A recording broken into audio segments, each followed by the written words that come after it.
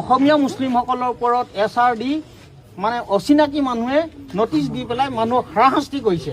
গতিকে এনেকুৱা এটা হ'ব নালাগে, কাৰণ অসমীয়া মুছলিম মানুহখিনি কি অসমৰ বা ভাৰতৰ নাগৰিক নহয় নেকি? তেখেতলোকক যে এছআৰ নামত অত্যাচাৰ কৰিছেতো। আমাৰ এই গাঁৱত ফ্ৰীডম ফাইটাৰ আছে, তেওঁলোকৰ পৰিয়াললৈ নটিচ আহিছে। ফ্ৰীডম ফাইটাৰৰ পৰিয়ালৰ মোৰ দেউতাই 51ত মেট্ৰিক পাছ কৰিছে gov higher secondary, matric pass আৰু 52ত উপায়ুক্তৰ কাৰ্যালয়ত চৰকাৰী চাকৰি কৰি 88ত ৰিটায়াৰ হৈছে। আৰু মই 87ত DC অফিচতে কাম কৰিছে।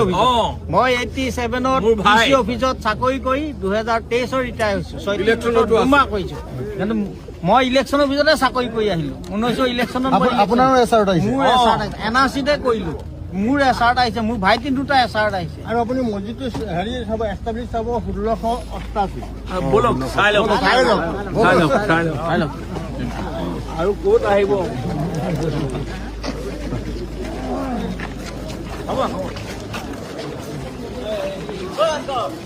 এনচাৰ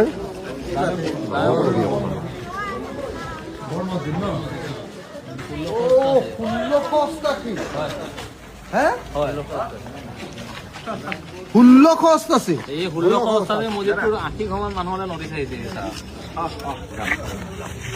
এতিয়াও গভৰ্ণমেণ্টত চাকৰি কৰা মানুহলৈও নটিচ। এই হেনচোৱা গাঁৱতো আহোম ৰজাৰ দিনত হেন ৰখীয়াৰ কাৰণে হেনচোৱা গাঁও মানে হ'লগে। গতিকে ইয়াত হেন ৰখীয়া আছিলে আহোম ৰজাৰ দিনত, তেতিয়াৰ পৰা ইয়াত আছিলে। আৰু ব্ৰিটিছৰ দিনতো ইয়াত বহুত মানুহৰ মানে ব্ৰিটিছে ধৰি ভৰিত বাঁহ ফালি পেলাই চেপা মাৰি মাৰি মানে অত্যাচাৰ কৰিছিলে। আৰু বৃদ্ধসকলে কৈছিলে যে মানৰ দিনতো মানুহ মানে বহুত গাঁত খানি সোমাই আছিলে, মানুহেও বহুত অত্যাচাৰ কৰিলে। গতিকে এনেকুৱা এখন গাঁও আহোম ৰজাৰ দিনতে এই গাঁও মানে হোৱা, আৰু আহোম ৰজাই মানে যোৰহাটৰ পৰা মানুহ আনি এই লখিমপুৰৰ চেণ্টাৰবিলাকত দিছিলে। মোগল সেনাবিলাক এই হেৰিত কাৰিকৰী বিদ্যাত পাকৈত আছিলে।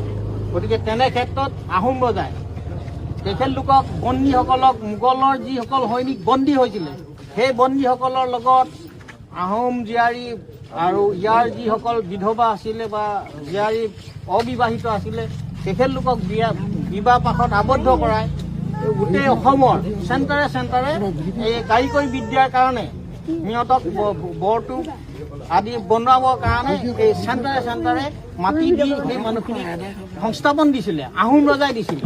গতিকে সেয়েহে উত্তৰ অসমত যিবিলাক টাউন আছে, নগৰ আছে, সেই নগৰবিলাকত মেক্সিমাম বা বিশেষভাৱে মুছলিম